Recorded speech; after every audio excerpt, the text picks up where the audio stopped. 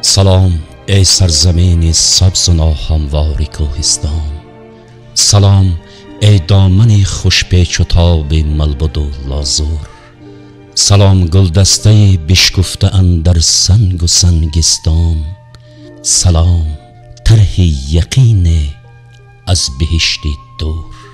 در این شام غریبی ها به یاد نور می نالم، به یاد خنده خورشید صبح با صفای تو که همچون چهره مادر بروی زندگانیم ضیای زندگی ریزد زتار قله های تو.